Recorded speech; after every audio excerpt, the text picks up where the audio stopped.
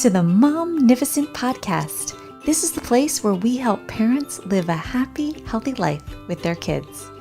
We're going to show you how to connect with your child and help them even in their most difficult moments as we hear from experts in the field.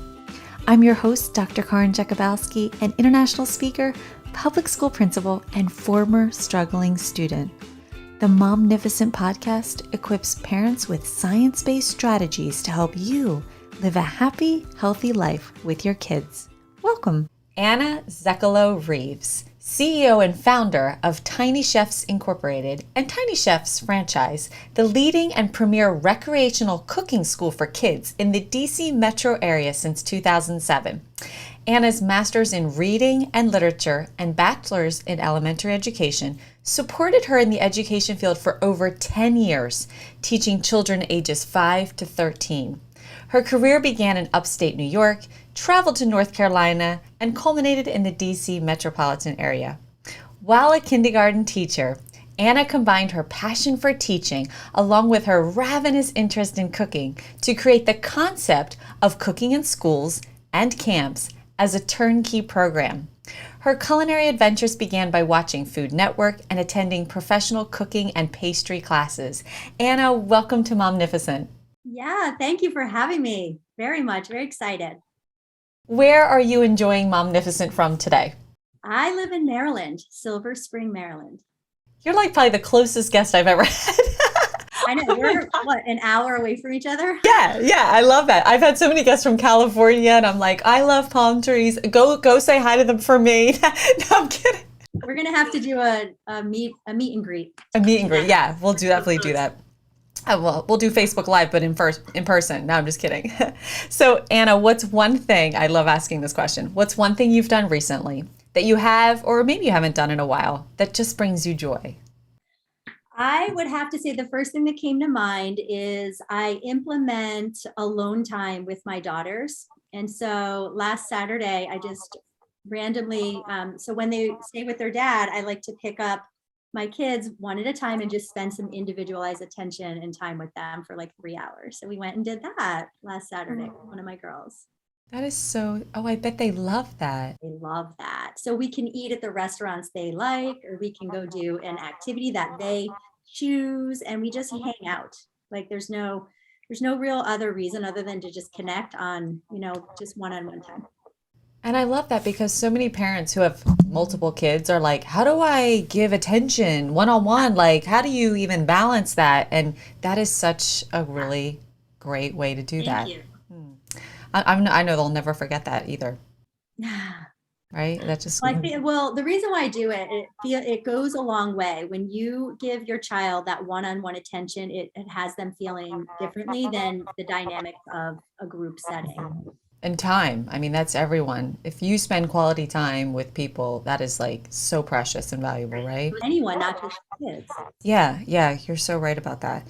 So, Anna, can you tell us a little bit about your journey, first as an elementary school teacher, and how you were inspired to create and start the Tiny Chefs? Yeah, sure. So elementary school teaching was something that I'd been wanting to do forever, specifically the kindergarten, first grade level. I love being the one teacher that they see coming into their kindergarten because it paves the way for their whole entire education, I feel.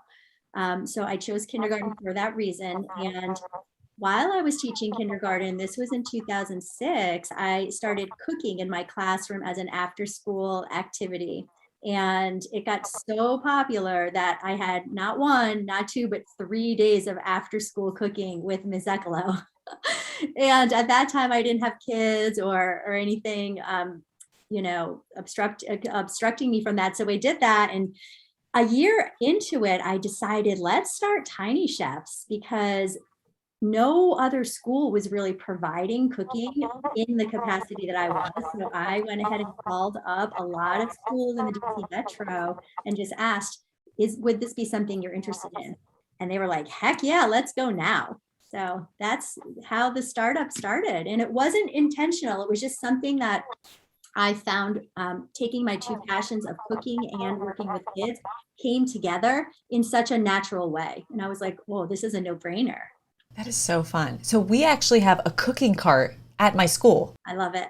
And a teacher or two over the years has brought the cart in, made a little like pasta dish. We all try it. I think when COVID hit, we all like everything went south, right? So we haven't really like brought it back in. But it's so funny now that you say that. We have a cooking cart in the end of the hallway at my school, and at some point we'll have to revive that. But oh my gosh, I'm sure the kids loved that. Loved that. It was Who does that in elementary school, It right? was really cool because they were familiar with me. And there came a point when school year was over and it was summertime. And I said to myself, well, how do I keep doing this without my classroom? And I really had to like think outside the box. And I said, well, I don't really want to get a brick and mortar. So is this possible if I were to go into their homes? And the parents were really welcoming of the idea. And so that summer I took 6 of my kids that said they wanted to do it. And I said, the only caveat is you have to host one of the weeks. And so we rotated whose house it would be at. And I just showed up with my, my gosh. I brought all of the pots and pans and it was amazing. Oh my word. And how many kids, you'd have to limit that, right? How many kids? I had 6. Well, I put the invitation out, like who wants to do this with me to, 50 kids, and 6 kids said, I'll do it. And I said, would you want to host? And then you went to each of their houses and they all came to each one. Oh my goodness. That is so fun. And then that's how it all started. Then I said, well, why don't I do birthday parties? And I just put out a little ad and then started doing birthday parties at people's homes. Oh my gosh. And then so how many years did you do that? So we're still doing it now. So Tiny Chefs is one of my big companies and we just got franchisable. So we are ready to franchise out, but we've been doing it for 15 years now. And I have over 100 employees. In what locations? DC Metro. So we have been we work with a lot of different counties here, Arlington County, Montgomery County, Fairfax County, and then a lot of different private schools. And then a lot of the public schools that are outside of those counties we do too. Like some in DC, we have a couple in DC. Is it hard to find people to run it?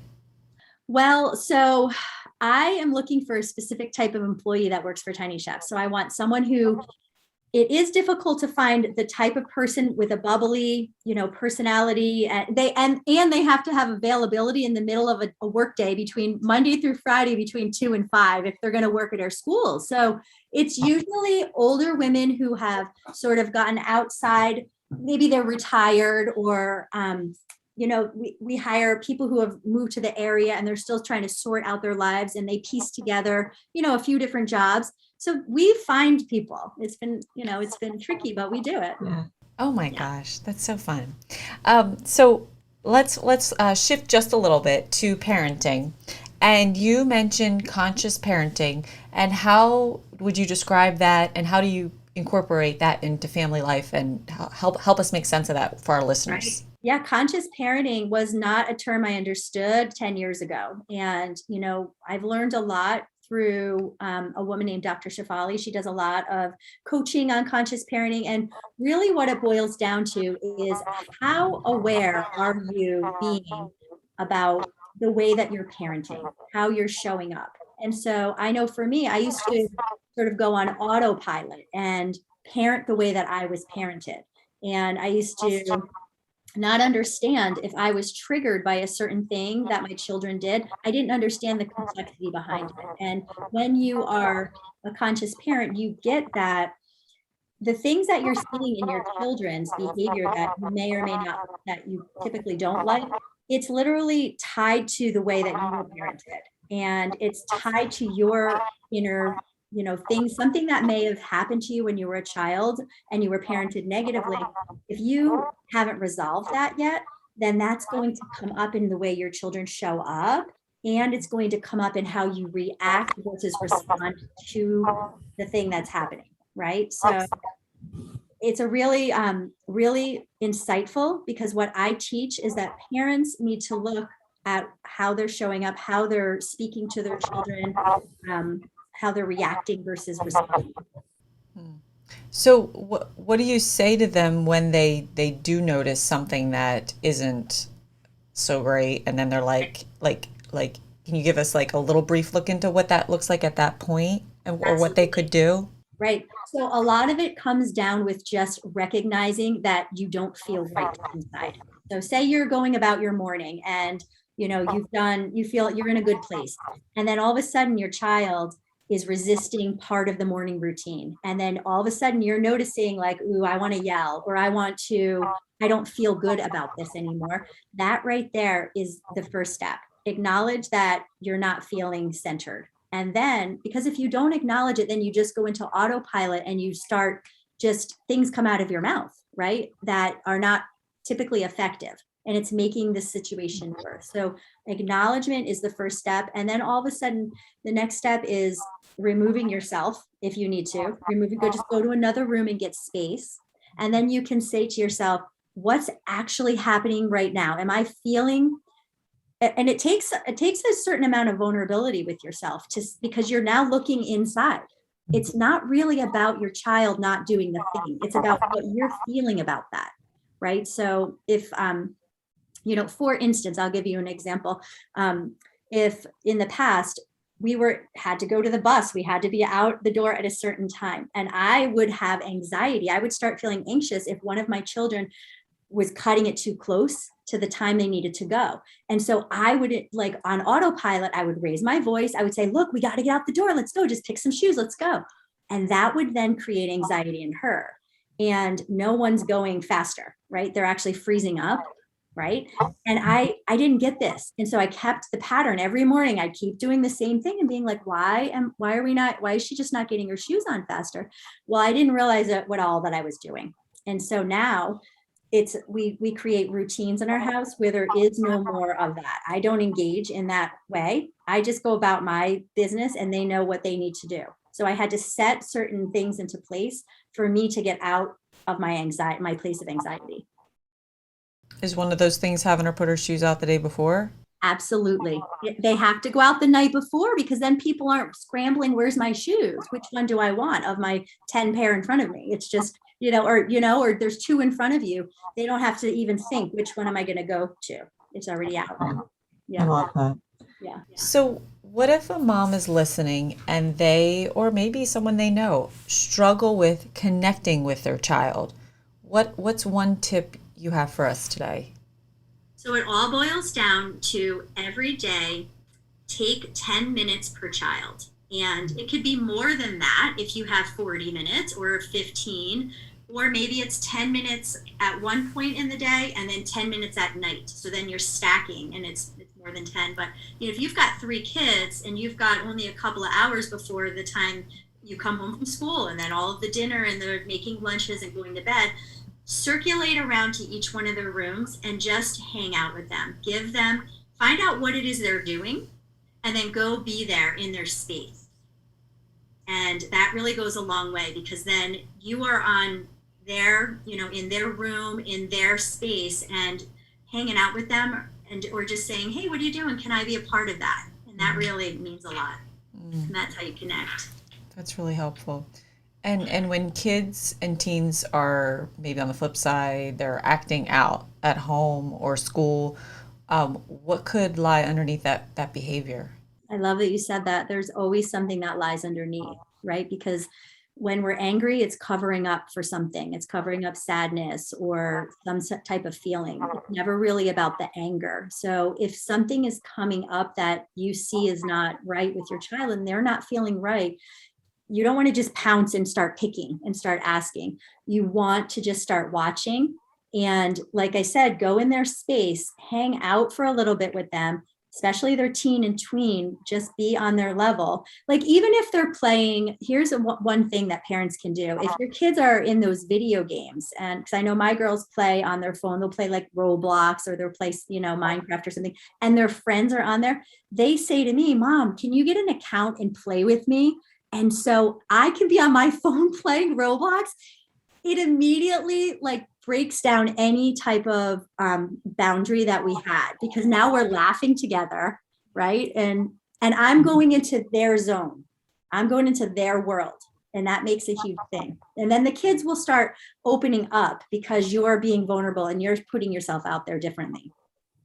So what would you say to a parent? A mom had a question last week. Her teenager doesn't want to talk to her, it's hard for her to talk to him. He's a boy, so mom, boy, getting teenager, growing up. He's just in that, quiet mode where he doesn't talk, and she's like, I just want to talk to him. Like, what can we help her with?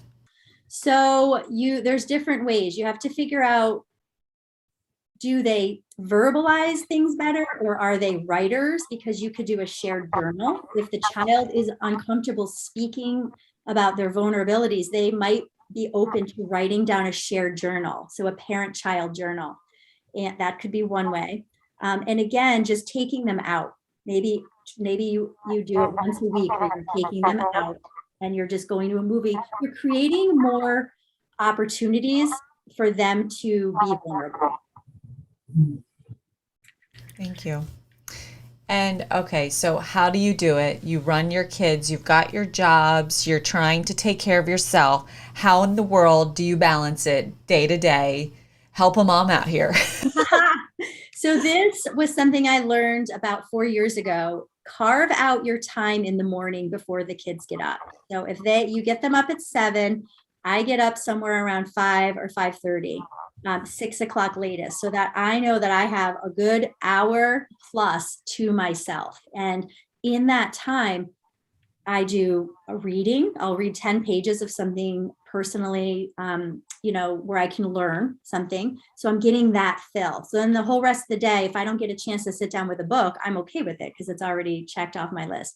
And there's meditations that you could do, all the things that bring you joy and peace and calm. Carve that out before the kids get up. And then all of a sudden you've got so much steam to go through your day. I love that. Someone told me once, if you go to bed 30 minutes early, set your alarm in the morning 30 minutes early, and they were talking about like getting time in to read a book, like something, whatever, self-help, inspirational, what have you. And for a period of time, I did that, and it was amazing. Like one little thought, an idea like that, I was like, oh, well, I could do that instead of like, I never have time to read. I'm so busy, XYZ. So that's it seems impossible for me in the beginning because I just said to so that's the thing. If there's a roadblock in your head, you have, and where I used to say, I don't have enough time in the morning. Well, do exactly what you just said. Start building up a tolerance. So the night before, put yourself to bed 15 minutes early, and then in the morning, carve out 15 minutes. And then the next night, do another 15 minutes. And then the next day, it's half an hour until you build up that space. And then all of a sudden, your body just recalibrates. That's a really great idea, especially if at first you're like half an hour, oh my, like, or whatever it is in your mind, it can just be like, well, that's impossible. But I love, like, if you chunk it, it's like, okay, that's a little manageable. Wait, I can handle that. Yeah, everything is manageable. That's a great idea. So you also provide coaching. So how did you get into coaching? Where did that come about? Did you always want to be a coach? Like, help us with that. Tell us that story. So interesting. One of my thankfulness to COVID, because it opened up space for me to really reach inside myself and say, Anna, you are a coach. It's time that you now go do that, because I always had been, but I hadn't labeled it. And I didn't even know where to start a year ago. So I went and I got 3 different certifications. I did a Jay Shetty certification. I did one in Neurolinguistic programming, and I'm still finishing that one up. And I'm doing a hypnotherapy with Marissa Peer, her RTT program. So, it just started coming out of me, bubbling out of me. And I said, now's the time to do that. So happy I did. And what have you found in that excites you, or like you never realized before, or what have been like amazing ahas for you throughout this? Well, number one, doing the process of coaching, I was able to get coaching. So all the things that I'm practicing, I do on myself first, or I have someone, work with me in that capacity. So I've had all kinds of things cleared out of me, and now I can show up differently. It's mind-blowing, the changes I've made in the past year just through my journey in coaching. But take this and now be able to go help another woman advance in a way that she couldn't figure out how to, right? Like, give someone a lifeline. And I feel like this is what I'm here. This is my real purpose on earth, is to like really serve women in this way. So would you share with us one thing that you did struggle with and how you overcame it? Absolutely. I mean, lots of different things. So for every person, we are born with the capacity to love. that's just something that we're born with. Okay. We don't have to like go learn how to love somebody. It's just in us. But we do learn the 6 emotions. We do learn guilt. We do learn shame. These are elicited feelings: sadness, hurt, fear, and anger. And so we walk around with these sadnesses and all of these feelings. And until it's cleared out, we are not really fully able to, receive the things that we were here to receive. And so I've cleared all of those. But my very last one, I didn't think I had shame. I don't need to do any exercises on shame. And so, I didn't in the beginning, in my beginning journey. And then a couple months later, I went to my second round of coaching for NLP. And I said, let's do shame just for fun. Let's see. And it was my biggest release ever. Amazing. Oh my gosh. So shame for me was huge. Wow. And at first you were like, no, nothing really there. I had it so pushed down so far that I couldn't even see it in my own self. So what if someone's like, yeah, coaching, yeah, I hear people say that, whatever, that's just not for me, or I don't have time for that. Like, what would you hope someone would take away from what you're saying today? If we're like, yeah, that's great, maybe one day. So it's a buildup, and we all, in my opinion, we all go around suppressing things from our unconscious programming from our childhood. So there comes a point when that is going to bubble over. So I just say, okay, I don't press anyone to come work with me or to go clear anything out. Even the words clearing things out, people sometimes are resistant to that. And they're like, I'm good. Okay. Well, when things get to a point where you're not good, people will come seek out and they'll say, okay, I'm ready for you now. And I'm like, okay, then I'm ready for you, because we weren't meant to work together until you got to this point. And what's, I know everything's confidential, but what's something you see women struggle with that you've seen them become free from that is like just a beautiful little snapshot story you can just share with us? Mostly feeling worthy. Feeling like we can show up in life, feeling that we don't have to put on a mask to go to work and be this happy person all the time when and then when we're not at work, then we're this other person. And then when we're with our friends, we're another person, right? So we want to integrate all of these egos, all of these personalities that we've developed all through the years. And we want to integrate and show up as our true self in every scenario, no matter where we are. That is absolutely freeing to know that I could actually be who I am, accept who I am, regardless of what feedback I'm getting from people around me about who I think they think I need to be, right? Wow. Wow. What knowing. It really comes from the inside out as opposed to the outside in. Yeah. What's one of the most important lessons you've learned in life? One. I know it's hard. Sometimes we're like, is that the most important one? Just tell me one lesson that you thought was so valuable in life that you could leave our listeners with. To listen, to really recognize that you have an inner light inside of you, and to let yourself shine and not wait for other people to give you that permission to do so. So just trust your inner glow. I love that. And I have another one. It might be similar, but I love asking this question. What's something you wish someone told your younger self? Oh my gosh. My younger self is the girl who I am now. So I needed me when I was a teenager bad. And it was just, I was like, someone please send me a lifeline. Somebody help me out here. And guess what? It was all in me already. I already knew it all. I just had to get out of my own way. I absolutely love that. Wait, you have to say that one more time. To get out of your own way. Everything you have is already inside of you. You just have to tap in. Be brave and look inside. Oh my God, I absolutely love that. I'm so glad you shared that with us today. So how, Anna, can someone find and follow you? So many different ways. I have my coaching website, which is annazcoaching.com. And then through there, you can access my Instagram or my Facebook. You can also check us out on Tiny Chefs, which is tinychefs.com, and see what we do over there with kids. So one's for the moms, one's for the kids. Well, Anna, thank you so much for your time today. You are an absolutely beautiful, inspiring person. And if just one thing you said just helps lifts a listener today, it totally makes it worth it. And thank you for your time. Thanks for being you and making the difference that you're making for each and every one of us listening today. Thank you. Thank you for linking up with me and giving me this platform. Appreciate you as well.